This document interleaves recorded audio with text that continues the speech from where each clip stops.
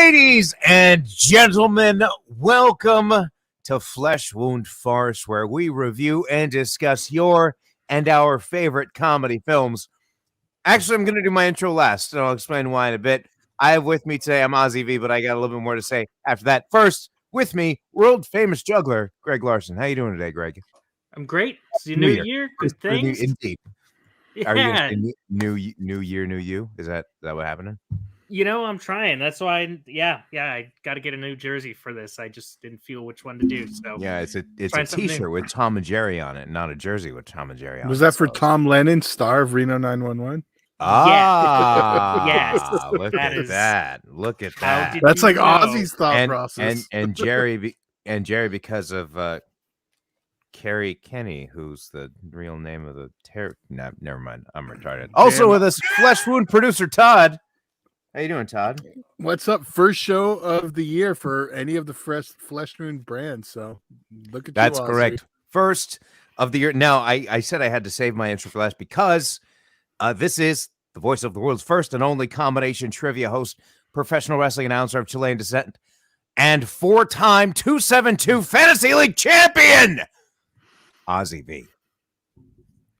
I just had to throw in the champion thing there just because fourth championship, and especially when it's a victory over your best friend.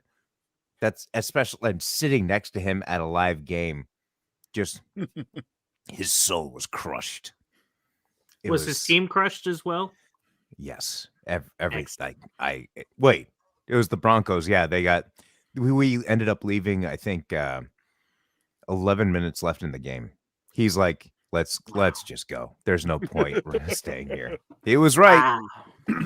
I felt bad, but at the same time, I've also been with him to a game. My first NFL game, actually, he had a spare ticket to the Chargers, Broncos in San Diego. And this was the year, or the particular game, where the Chargers got up to a like 28-3 lead, something ridiculous. Second half, Peyton Manning throws like 5 touchdowns, and they end up winning the game. My buddy goes apeshit. So I don't feel bad. This is not his year. Now I'm not saying it's a Raiders year either. But oh my God, ladies and gentlemen, I just gotta say we're recording this on January 2nd to air on January 3rd. And we'll be airing next week's episode. We're gonna be recording that after that. So next week, Sunday, January 9th, the final game of the season is gonna be the Los Angeles Chargers at the Las Vegas Raiders, with the winner getting into the playoffs. That is a Sunday night primetime game. I'm taking my nephew. It's going to be his first NFL game in season. His first awesome Raider game. He's going to see I don't know if he'll actually see what a Raiders home game is, because when we went to the preseason game against the Rams and people just, he still heard chants of Raiders as we were leaving. And he said, are the Raiders ever the away team? Now I'm hoping that we'll be here and he's going to see. Yeah, you wouldn't know because most Raiders fans are pretty loud and obnoxious. So, they stand out. Yeah. Most, not all. Yeah. Not all. Yeah. We have our quiet one. Anyhow. This week, we did have the pleasure of reviewing, and we will be discussing the technically Paramount Plus original TV special. It's listed as a TV special via IMDb, so I can't call it a film, with a TV 14 rating and a runtime of 85 minutes. Todd, do we have a trailer for this? We do. Excellent.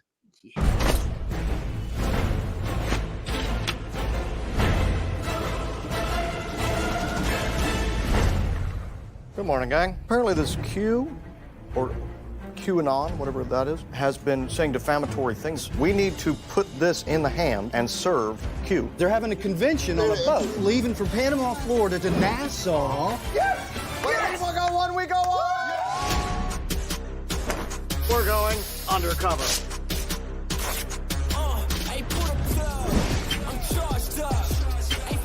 I am Captain Bonsoir Fils. Before you wonder, yes, I have been acquitted. All good. Everything is good now. Great.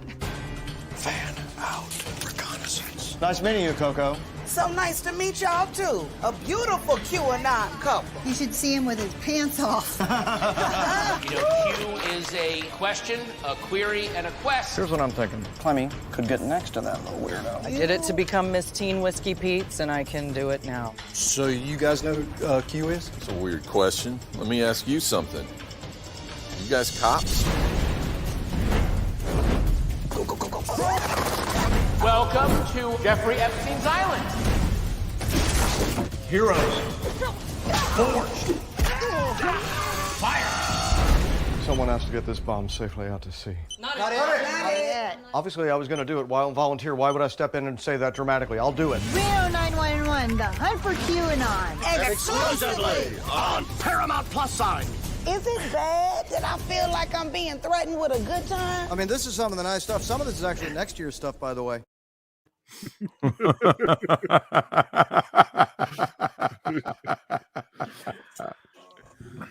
Well, I don't know where to start with this one. Actually, I should actually complete by saying directed by Robert Ben Garant, starring Robert Ben Garant, Carrie Kenny Silver, Thomas Leonard, all also starring as well.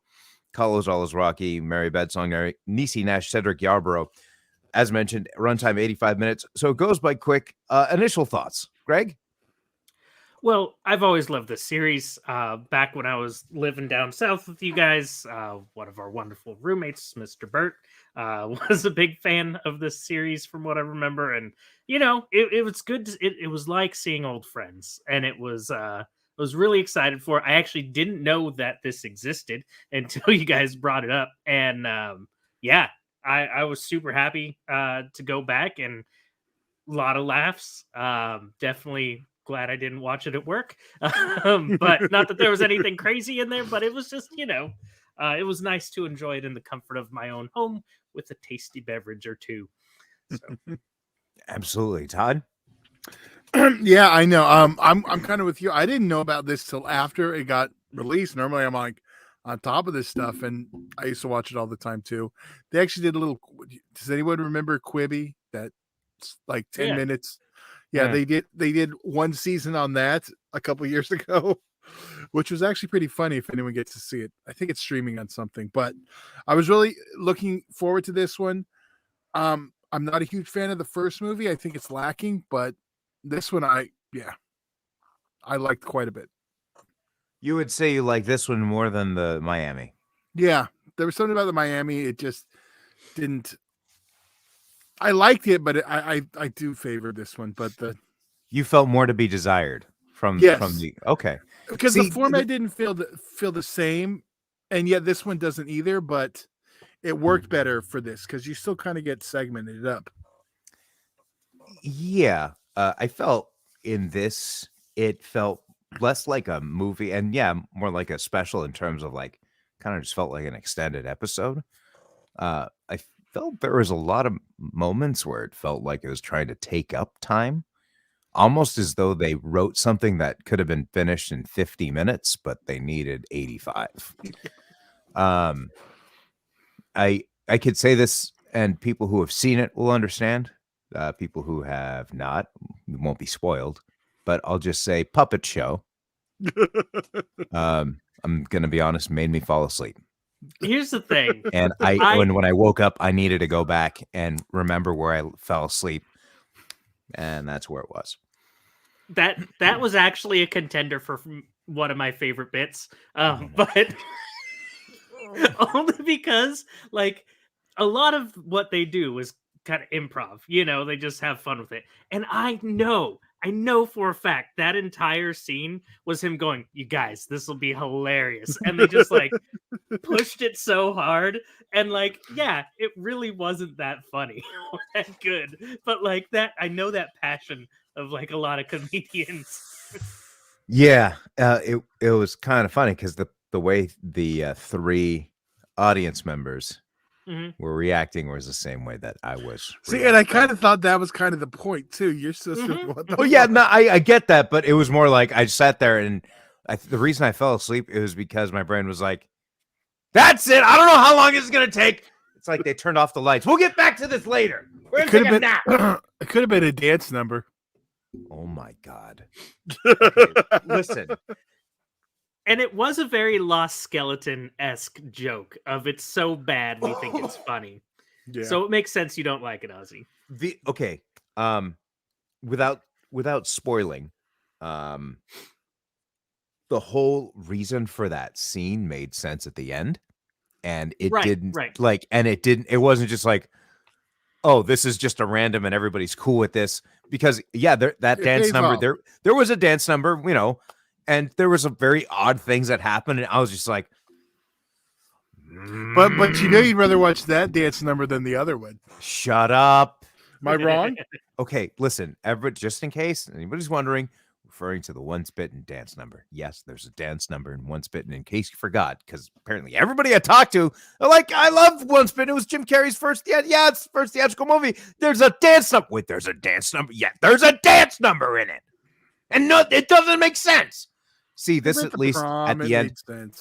You thought you'd get away from that in 2022, but no, it's vengeance is here, Ozzy. Anyway, my point being is that here, it was explained as to why it made sense, and then I believe there's a mid-credit scene. I don't know if it's a mid-credits or a very end credit scene where you actually see what really happened during that dance number, and that's great. That was fantastic.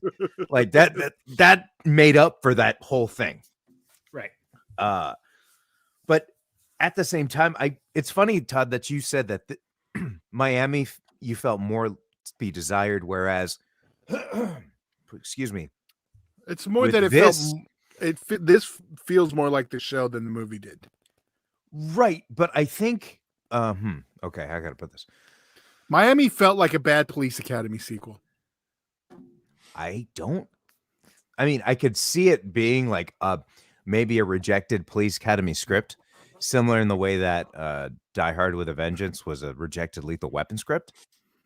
I could see that happening, but it's unfortunate we didn't get to review Miami before this one, because I remember seeing Miami in the theater and laughing so hard I literally had to get out of my chair. I was like on my hands and knees laughing so hard. Was I just that drunk? I don't remember drinking during that movie. I don't know. Do you like Police Academy 5?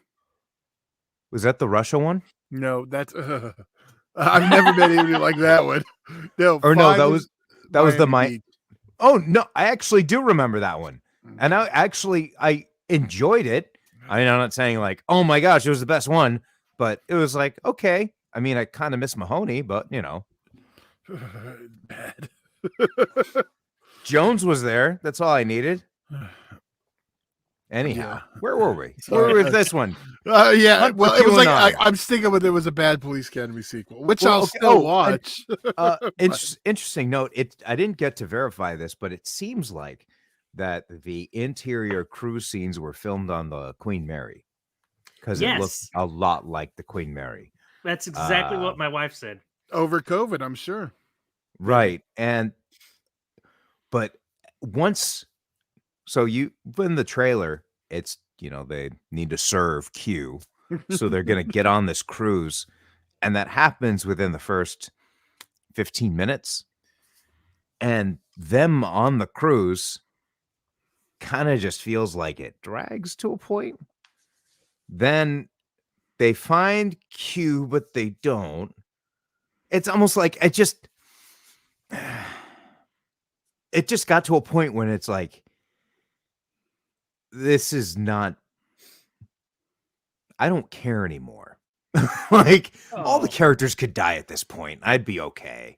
You know what I mean? Like the ship could sink because it just seemed like it was building up to a point, and it got to that point, and it just kind of was just like dragging on until this next moment happened. It's like, imagine there's a racetrack and then this little peak is just missing, and you're supposed to have enough speed to launch yourself over the racetrack to get on the other side. Or you could say it's a bridge that's out. You got to get to the other side of the cliff. But basically, it just seems like it's going so fast, and then stops. And it's like, I don't know, like a turtle's in the road or something. It just makes this weird turn and slows down and then picks back up again at the end, and just like, and towards like the last 20 minutes, there's some really funny stuff in there that I'm not going to spoil. You know what I mean? But in the middle, like where I fell asleep, it's just like, oh man, it was just really tough to get through. And but it was enough of the bad, right? I can say that I didn't have a moment where I actually like laughed so hard that it hurt, or laughed that I was in tears. But it was the scene in the trailer. I'm probably taking Todd's favorite, but of all the dungeon rather. No, that's a great scene.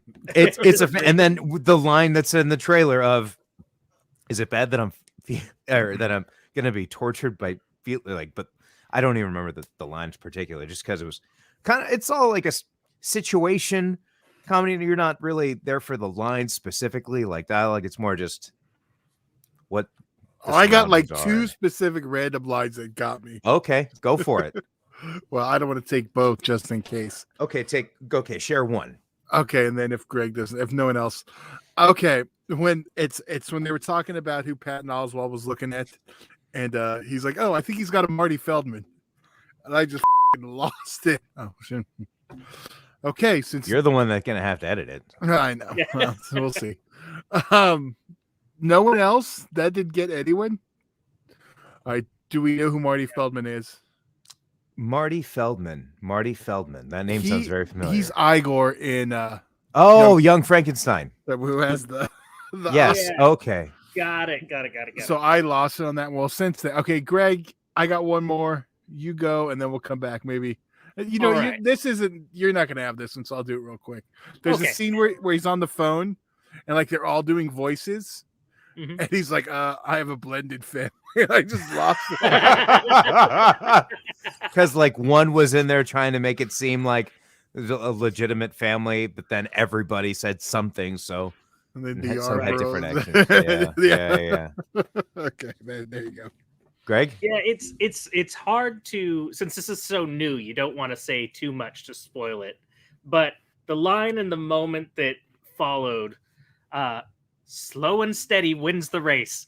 I lost it. Like, that was one where I laughed out loud, almost tears in my eyes, just because Trudy is like the best throughout this entire film. But yeah, that moment in particular, that really got me. And I will say her I guess story curve is probably my favorite. Yeah. From beginning to end, absolutely. So now going to the ratings, I felt okay giving this and I will say that part in the beginning kind of weighed down on me, so I'm still okay giving it a 3, because overall everybody's great. Nobody sucks. Like, everybody like does a great job, has good dialogue, but there's just the middle part where it just seemed like stuff was dragging. So for me, I just have to put that at a 3. Not bad. I mean, I might see it again. I can tell you I don't want to see it again, but I might later. I might change my mind, but as of right now, I don't want to see it again. How about you guys? Greg? I really enjoyed it. And there are some slow spots for sure. But I love how they wrapped it up. Like I said, Trudy alone was a shining star throughout this film. The explanation of her dress, that got me like that. Yeah, there's so much from her story arc that I have to give it a 4 at least. And I think that's also because of the other movie we watched this week, that this was a great palate cleanser for me, because I watched this afterwards. Spoiler for next week. But no, I'll give it a 4 for sure. Hold on, I just want to say, Greg, based off of Trudy's story arc alone, I'm willing to bump mine to 3.5. Excellent. So, but I just want the record to be shown, my logic and approach to the score, and actually taking your words in consideration into my overall opinion because I trust your opinion and I trust there's a reason behind everything. So that means spoiler for next week. So that means my discussion is not going to raise Ozzy's, is what you're saying. Okay, well, yeah. You have Pizzagate and Epstein Island. You know I'm going to rate it high. I mean, but I'm with Greg. I'm a 4. Ozzy, did that up your your rating? Not to a 4. I will say 3.5, mainly because of the middle part. If the like the second act was just. Let me ask you this. See, here's the thing: is that it felt slow, and it's an 85-minute movie. Well, if it was split up into episodes, would you be less likely? I mean, would you like it more because it does kind of have segments. Yeah, right. I would, because it would have incentivized them to make the second episode not suck. Because I think if it was in 3 parts, 911s, there's stuff that's going to have that sense of humor where it's kind of like. No, but for an entire episode, it wouldn't be like that. There would be some moments in the episode where I can get through this. Because they break it up and do other little things too. Sure, so that's sure. the one but, difference. Yeah. But anyhow, if you've seen the show, I'd recommend it 100%. Yeah. I'm not sure if I'll watch this. It might be that I'm not attracted to this type of, like, I don't seek out this kind of like 911 Miami, Reno 911 Miami. I loved it in the theaters, but I haven't seen it since. So might not be my cup of tea, and take that for what you will. Maybe that has something to do with my score. Maybe it doesn't. But you can be the judge yourself, as it is streaming now on Paramount Plus. Is there an end date, or it's just on there? No, it's just a Paramount Plus original. So there you go. So check it out on Paramount Plus, and next week we'll be back with the new episode. So be sure to join us then. Greg, Todd, anything else you guys want to say? I just want to say, spoiler, we do get to find out who Q is, and it makes sense. So, okay, another, well, not necessarily a spoiler, some advice. Do not, I repeat, do not look for this on IMDb, because Q is revealed on the top cast in IMDb. So every time I do one of these episodes, I always look up the IMDb profile to look up, okay, who's starring, what's the runtime, yada, yada. Oh, what? Oh. So maybe that had something to do with, like, okay, how are they going to get here? Because I know who it is. Oh, right, so that wasn't, you know what I mean? So yeah, like yeah. I didn't know that. I get it. So anyway, do not, if you do not want to be spoiled, do not look this up on IMDb, because that has a right there in the top cast. But anyhow, regardless, we'll see. Yes, Greg. It doesn't necessarily. Anyway. Yeah. Are you talking? Yes. Sorry. Yeah. Sorry. It's hard because you can't say too much. It is tough. I understand what you're saying. Yeah. Can Todd, you got the spoiler? I do. Can we jump into the spoiler real quick? Yeah. Okay. So.